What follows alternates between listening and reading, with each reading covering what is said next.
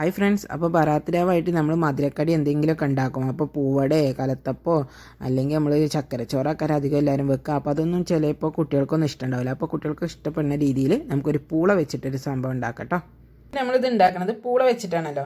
അപ്പോൾ ഞാൻ ഈ പൂള ചെറിയതാക്കി നുറുക്കിയിട്ട് ഒന്ന് വേവിച്ചെടുത്തിട്ടുണ്ട്. പിന്നെ നമുക്ക് വേണ്ടത് 2 കട്ട ശർക്കരയാണ് ഞാൻ എടുത്തിട്ടുള്ളത് കേട്ടോ. അപ്പോൾ നമ്മൾ എടുക്കണ പൂളയ്ക്ക് മധുരത്തിനനുസരിച്ച് എടുത്താൽ മതി. അപ്പോൾ ഇതൊന്ന് നമുക്ക് ഉരുക്കിയെടുക്കണം. പിന്നെ ഇതൊക്കെ വേണ്ടത് നമുക്ക് ഇത് ചെറിയ ജീരകം പൊടിച്ചെടുത്തതാണ്. പിന്നെ നമുക്കിതൊക്കെ വേണ്ടത് തേങ്ങയാണ്. അപ്പോൾ തേങ്ങയൊക്കെ നമ്മൾ ഇഷ്ടത്തിനനുസരിച്ച് എടുക്കുക. കുറേ ഇട്ടാൽ നല്ല ടേസ്റ്റ് ഉണ്ടാകും. വലിയ തേങ്ങേൻ്റെ ഒരു മുറി ചിരകി എടുത്തിട്ടുണ്ട് കേട്ടോ. നമുക്കൊരു പാത്രം അടുപ്പത്ത് വെക്കാം. പിന്നെ ആ തീയൊന്നും കത്തിച്ചിട്ടൊന്നുമില്ല കേട്ടോ. നമുക്കിതിലേക്ക് ശർക്കര ഇട്ട് കൊടുക്കാം. ഇനി ഇതിലേക്ക് കുറച്ച് വെള്ളം ഒഴിച്ചങ്ങാണ്ട് ഈ ശർക്കര ഒന്ന് ഉരുക്കിയെടുക്കുക. ഞാനിതിലൊരു പാത്രം വെള്ളമാട്ടോ ഒഴിച്ചു കൊടുത്തിട്ടുള്ളത്. അപ്പോൾ നമ്മളെ ശർക്കരയൊക്കെ നല്ല ഉരുകി വന്നിട്ടുണ്ട്. അപ്പോൾ നമുക്ക് കുറച്ച് വെള്ളത്തിൽ ഉരുക്കിയിട്ടാൽ മതി കേട്ടോ. അപ്പോൾ നമ്മൾ ഉരുകി വരുമ്പോൾ പിന്നെ കുറച്ച് വെള്ളം ഇങ്ങനെ കൂടും. ഇനി നമുക്കിതിലേക്ക് പൂളിട്ട് കൊടുക്കാം കേട്ടോ.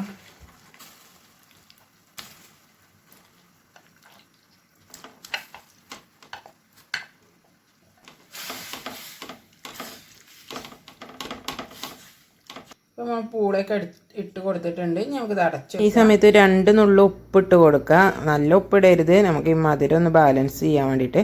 പിന്നെ നമ്മൾ പൂള വേവിക്കുമ്പോൾ ഉപ്പിട്ടിക്കണമെങ്കിൽ അതിനനുസരിച്ച് ഇട്ട് കൊടുത്താൽ മതി. ഇതൊന്നിങ്ങനെ ഈ ശർക്കരയിലൊക്കെ ഒന്ന് മിക്സായി വരുമ്പോൾ ഉപ്പിൻ്റെ ഒരു ഇത്തിരി കുറവുണ്ട് തോന്നുകയാണെങ്കിൽ ഒരു നുള്ളിട്ടാൽ മതി. അപ്പോൾ ഇതാ നമ്മളെ ഇത് റെഡി ആയിട്ടുണ്ട് കേട്ടോ. ഇപ്പോൾ നമ്മൾ ഇതിലത്തെ വെള്ളം നല്ലോണം ഈ നമ്മൾ ശർക്കര ഉരുക്കിയത് വറ്റി വരാൻ കാത്തിക്കണ്ട. കാരണം നമ്മൾ ഈ പൂളായതുകൊണ്ട് ഇത് നമ്മൾ ചൂടാറുമ്പോൾ നല്ല കുറുകനായിട്ട് വന്നിട്ടുണ്ടാകും. ഇനി നമുക്കിതിലേക്ക് തേങ്ങ ഇട്ട് കൊടുക്കട്ടോ.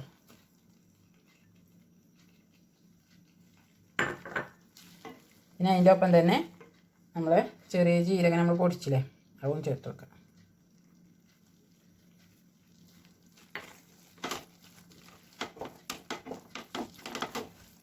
ഇതാ ഇത്രയേ ഉള്ളൂ, ഈസിയാണ് റെഡിയാക്കി എടുക്കാൻ. അപ്പോൾ ഇത് നമ്മളത് റെഡി ആയിട്ടുണ്ട് കേട്ടോ. ചെറിയ ചൂട് കൊടുക്കണേ തന്നെ കഴിക്കണം, നല്ല ചൂടാറാനൊന്നും കാത്തിക്കണ്ട.